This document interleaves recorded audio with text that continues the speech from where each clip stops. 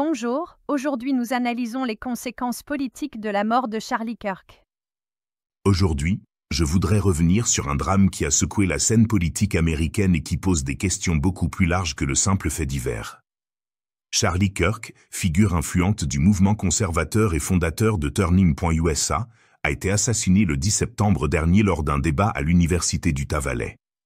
Son agresseur, un jeune homme de 22 ans, a été arrêté et sera jugé pour meurtre aggravé. Cet événement, au-delà de la tragédie humaine, a provoqué une onde de choc.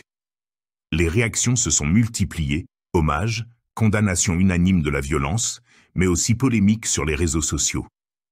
Il illustre, d'une manière brutale, le climat de polarisation extrême qui traverse aujourd'hui la société américaine. Ce drame interroge les fondements démocratiques et plus particulièrement la relation délicate entre liberté d'expression, responsabilité politique et refus de la violence. Les faits établis à ce stade sont clairs. Un événement visant une personnalité publique a déclenché des réactions vives et parfois éruptives. Les enquêtes sont en cours et ce sont aux autorités compétentes d'établir la vérité et d'appliquer la loi. Mais au-delà de l'enquête, une question essentielle se pose: comment une démocratie protège-t-elle la parole, tout en prévenant l'escalade qui mène à la violence? Défendre la liberté d'expression n'est pas un luxe, c'est une condition vitale de la démocratie. Permettre à des opinions, même très clivantes, d'être exprimées et débattues publiquement favorise la confrontation d'idées, la correction des erreurs et la maturation des choix collectifs. Empêcher la parole pour des raisons partisanes, au contraire, expose une société à des mécanismes d'exclusion et d'enfermement idéologique. Mais liberté ne veut pas dire impunité. Il faut distinguer 3 niveaux. Le cadre juridique, ce que la loi autorise ou interdit. Tant qu'un propos reste légal, le recours doit être judiciaire, jamais violent. Le registre moral, même légal, un discours peut être blâmable, dangereux ou irresponsable. Dans ce cas, le devoir de la société est de le critiquer. L'impact social, certains propos, bien que légaux, peuvent légitimer des violences chez d'autres. Là réside le risque politique majeur. Ce risque concerne tout discours public clivant, quelle qu'en soit l'origine. Et c'est justement ici que l'éducation joue un rôle déterminant. Car notre rapport à la contradiction n'est pas seulement façonné par la loi, mais aussi par la manière dont nous avons appris, dès l'enfance, à gérer la diversité des opinions. Premier modèle éducatif, la discussion comme norme. Dans certaines familles, on apprend à confronter les idées dès le plus jeune âge. Ces individus développent une tolérance plus grande aux désaccords. Bien sûr, les caractères personnels varient, la neuroscience nous rappelle que les tempéraments sont différents, mais globalement, dans ce modèle, la contradiction est vue comme normale, presque naturelle. Deuxième modèle, l'éducation directive fondée sur l'exécution et la discipline. Ici, l'apprentissage repose sur l'obéissance et la répétition. Face à une opinion qui contredit ce socle, la réaction peut être plus tendue, parfois rejetée en bloc. Et lorsque cette approche éducative est dominante dans une société, la gestion de la pluralité devient plus difficile, parfois explosive. Troisième modèle, l'éducation collective de l'école, confrontée aux cadres sociaux et culturels.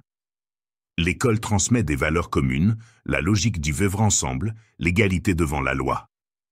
Mais ces bases universelles sont souvent modulées, voire contredites, par les normes familiales, sociales ou ethniques. L'individu peut alors se retrouver écartelé entre 2 référentiels. Cette tension fragilise le vivre ensemble. Pour la dépasser, plusieurs mécanismes sont essentiels: le dialogue intercommunautaire, qui ouvre la compréhension mutuelle, l'éducation civique renforcée, qui donne des outils de coexistence sans nier les identités, les médiations sociales et culturelles, qui transforment les conflits en échanges, et enfin, les institutions démocratiques, garantes d'un cadre commun respecté par tous. Quatrième modèle éducatif, plus ancien mais toujours présent, la religion. Pendant des siècles, elle a été le principal cadre de compréhension du monde. Les grandes traditions religieuses, par leurs récits et leurs règles, posent une distinction nette entre le bien et le mal, l'autorisé et l'interdit. Cette architecture morale, simple dans ses principes mais structurante, demeure essentielle, elle donne des repères, structure le comportement et impose les limites nécessaires à la vie en société.